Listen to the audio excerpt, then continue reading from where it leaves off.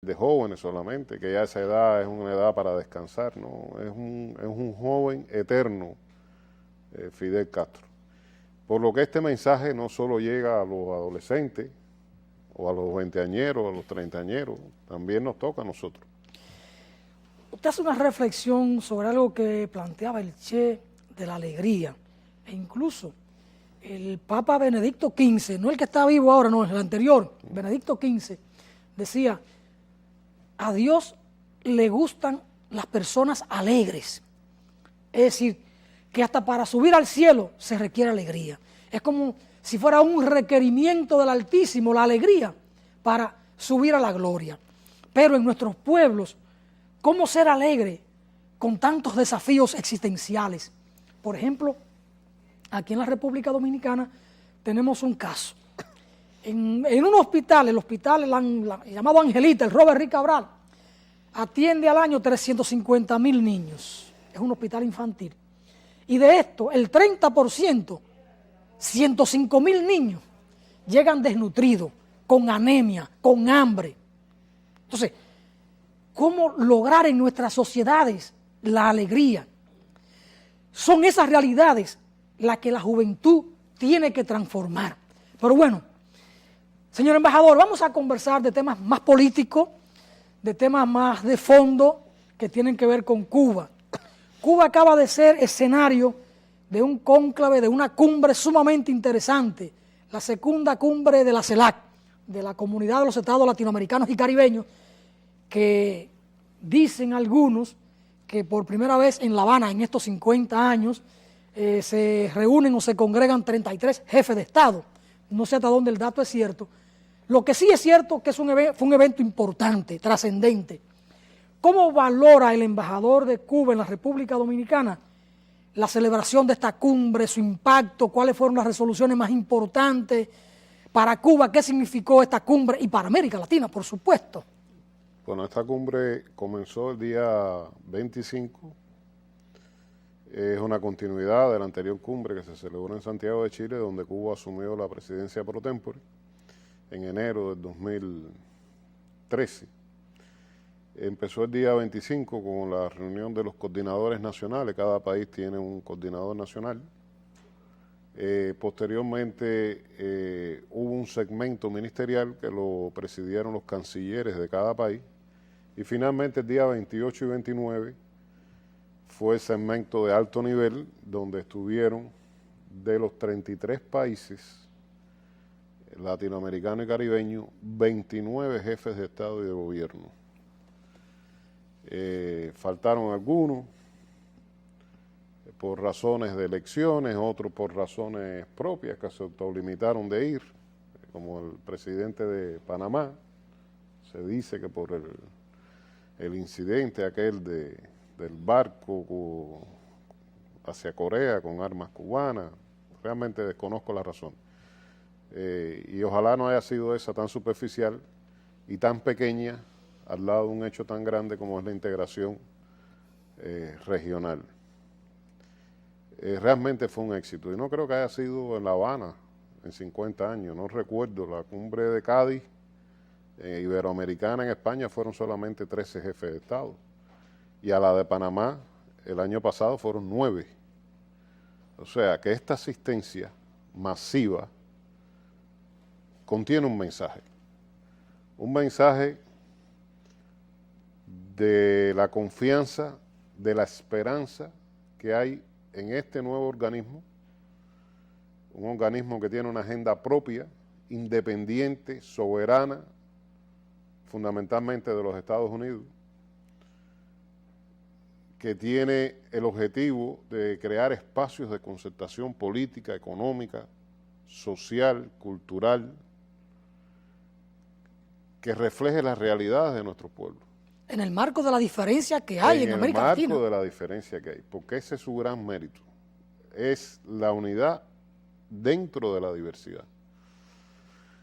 Y sin duda, y en la otra arista es un espaldarazo a la Revolución Cubana, al crédito de Cuba, a la trayectoria, a la seriedad con que Cuba no solo ha trabajado en este año como presidente pro tempore, sino a su trayectoria de vida revolucionaria, Hay que ver las intervenciones, desgraciadamente, no sé por qué motivo ni los cuestiono, no se pasaron en la televisión, las intervenciones de todos los jefes de Estado, todas ellas se analizaron por primera vez de manera tan profunda y amplia los principales aspectos que afectan a nuestra región, pero en todas, o prácticamente todas, hubo un denominador común, que fue un reconocimiento a Cuba, no solo por la organización, fue un reconocimiento a Cuba por su trayectoria, por su autoridad moral. Fue una señal a los Estados Unidos de que Cuba no está aislada, de que quienes están aislados realmente son ellos. La cumbre, hay quienes esperan de estos mecanismos resultados inmediatos en términos económicos y comerciales. Esa es una matriz de opinión, una forma de pensar bastante superficial y alejada de las realidades, de las necesidades que tienen nuestros pueblos.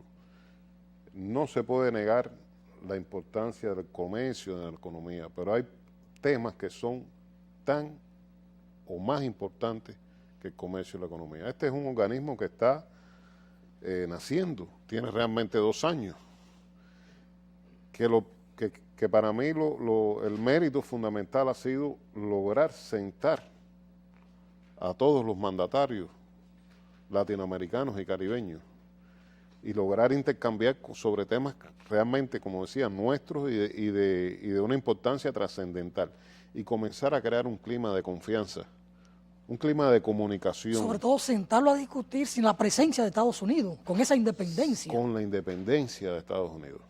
Yo creo que esto fue una clase para insulsa de cómo debe funcionar un organismo internacional, en este caso un organismo regional. Fue una clase para la OEA. Permítame no personalizar.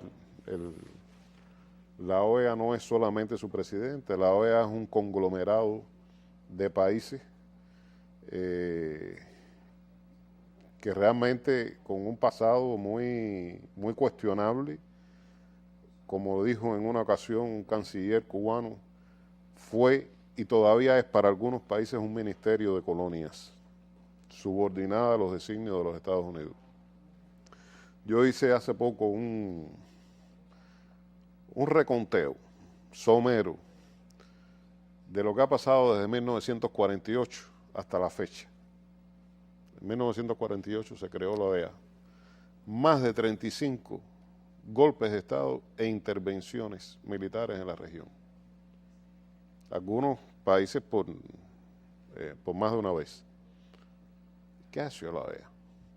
¿Qué ha hecho la OEA por la integración, por la soberanía y la independencia de nuestros estados, por la cantidad de muertes que ha habido en nuestro continente?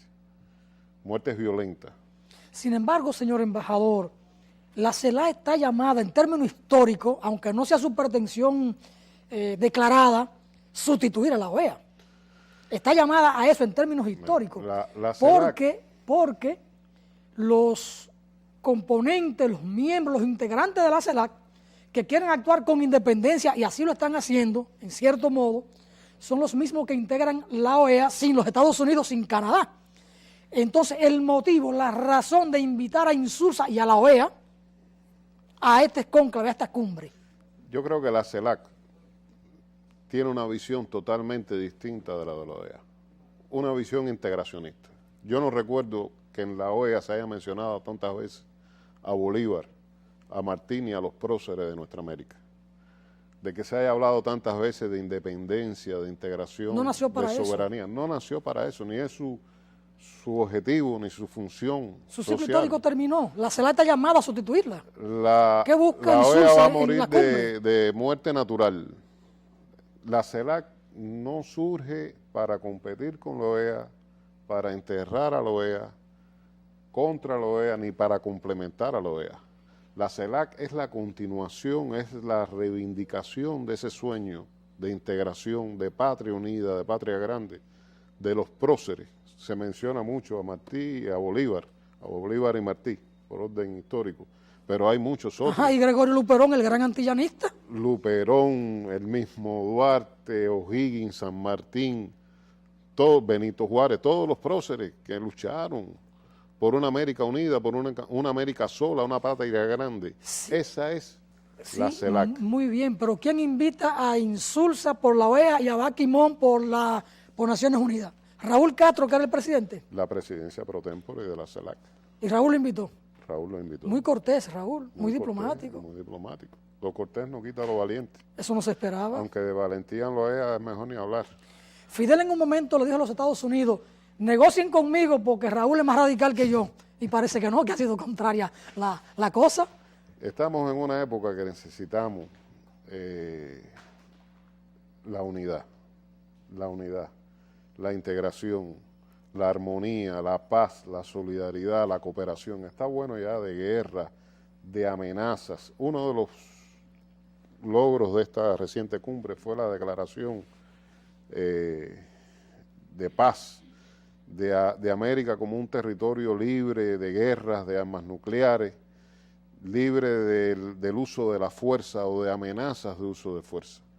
Todo lo que sea controversial, todo lo que sea proclive a crear diferencias, a crear presiones entre los estados, tenemos que trabajar por darle los canales adecuados a esas diferencias que siempre van a haber. ¿Y Colombia y Ecuador firmaron las resoluciones de la cumbre?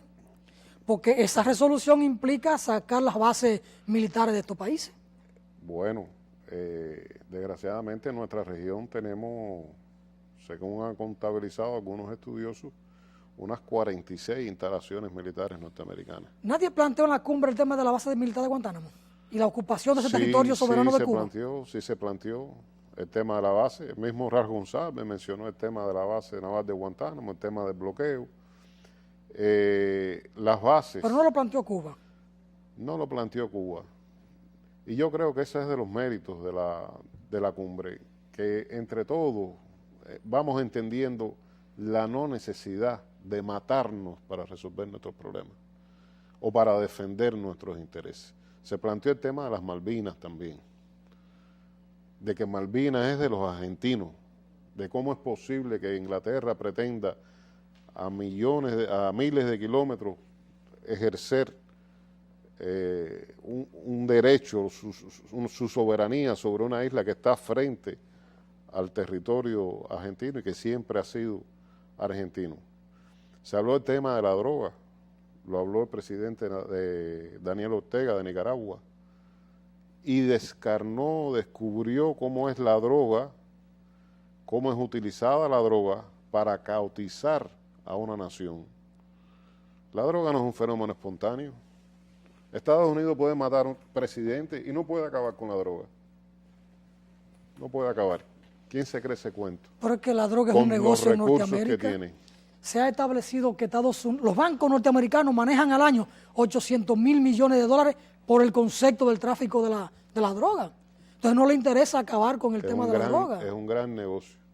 Pero además es una carta. Esa gran potencia, cuando quiere exterminar algo, lo extermina, a la buena o a la mala. Es una carta, es un instrumento. De chantaje, de presión, además de que le mueve la economía. De control y para impedir o obstaculizar la institucionalización y el buen funcionamiento de los estados. Es un instrumento de agresión, la droga, llenar un país de bandas de narcotráfico, crearle una economía paralela como crea la droga y crear compromisos, porque hay presidentes que no pueden alzar la voz porque le dicen, tenemos información de que su personal o personas allegadas ustedes están vinculados a la droga. Y lo someten de esa manera. Ellos se llevaron a Aristide de Haití porque Haití se había convertido en un estado narco, con Haití a la cabeza, según ellos, y se lo llevaron a África. Y resulta que un año después de llevarse a Haití, se había duplicado el tráfico de drogas y de estupefacientes por Haití. Con toda la presencia de la MINUSTAH. Es decir, con ello el control militar. Había crecido el tráfico de drogas por Haití. Declarado por ellos mismos. ¿Y entonces? Y son el principal mercado de la droga. Y no son capaces de controlar si no hay consumidores, no hay venta. Correcto. No hay negocio. y los ese consumidores tema están allá. también fue denunciado. Se hablaron de otros temas fundamentales como la coordinación